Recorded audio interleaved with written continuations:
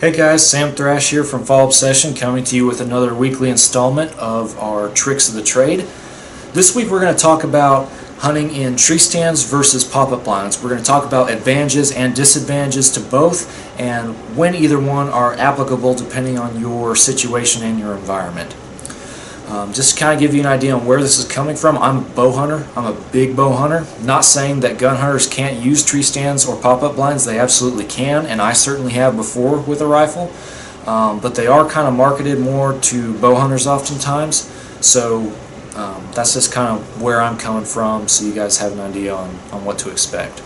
So first we're going to talk about advantages to these two different types of stands. We'll start with talking about tree stands. I'm a big tree stand guy. I'm always going to go to a tree stand first if I have that option.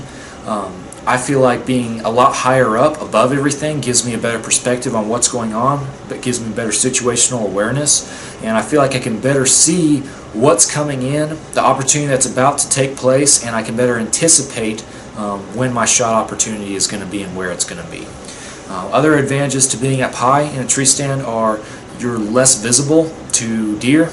I don't know about you, but I have yet to see a deer walking through the woods with its head up looking around for danger above it. Most of the time they're looking ahead, they're looking around them, they're looking at bushes, trees, and stuff on the ground.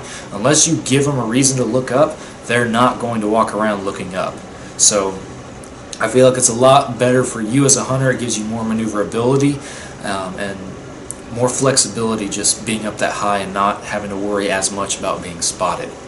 That being said, I do like being up high, but there is such a thing as being too low. I am of the opinion personally that a tree stand is not really effective to the extent it could be if it's less than 20 feet off the ground.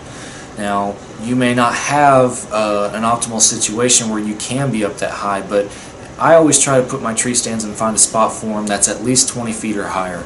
I feel like that gives me a better advantage being up that high. Now, talking about ground blinds and their advantages, they are well covered, and oftentimes they're quick and easy to set up, and deer, at least down here in Texas, adjust to them very quickly. You can throw one up and it's not going to be too long before you'd be able to hunt and sit in it. So if you need to move your stand or adjust a ground blind setup, super easy to do, very maneuverable for sure.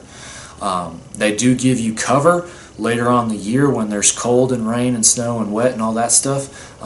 It gives you a better cover than opposed to being up in a tree. So we'll talk about disadvantages now. Again, looking at the tree stands. Up high, you're in the elements, so there's wind, snow, rain, stuff like that can put wear and tear on a hunter, but it can also affect and alter the course of your hunt, because I'm the first one to say it sucks being up there when it's cold and it's raining and it's miserable. So that's definitely a downfall to being up high if there's bad weather. On a ground blind scale, they are not really known for their durability. If you got a brand spanking new one out there, you should be pretty good. But as time goes on and the elements come in, you deal with cold, you deal with heat, rain, snow, all that kind of stuff, it is going to wear down your ground blind. And I'm the first one to say that there's been countless times where I've gone into a ground blind setup and come in there and my roof's been collapsed, caved in, just from the weight of branches that have fallen or snow on top of it, rain, whatever.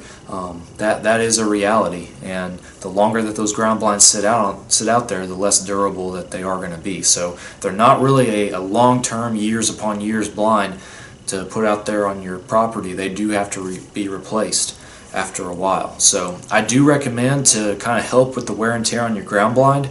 I hunt deer season, I'll hunt turkey season, but then from around late May to sometime in August, I'll break that ground blind down, I'll take it home. I won't keep it out there, because down here in Texas, those are the hottest months, and that's going to be when it's really crucial for me to keep that ground blind out of the heat to help it last a little bit longer.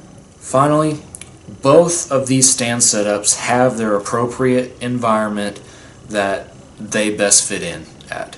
And it's not only going to depend on your property's demographics, exactly how everything's set up, how everything's laid out, but it's also going to depend on just what you yourself are comfortable with. You may not have a place to put a tree stand, or you may not have enough ground cover around to really think that you need a ground blind.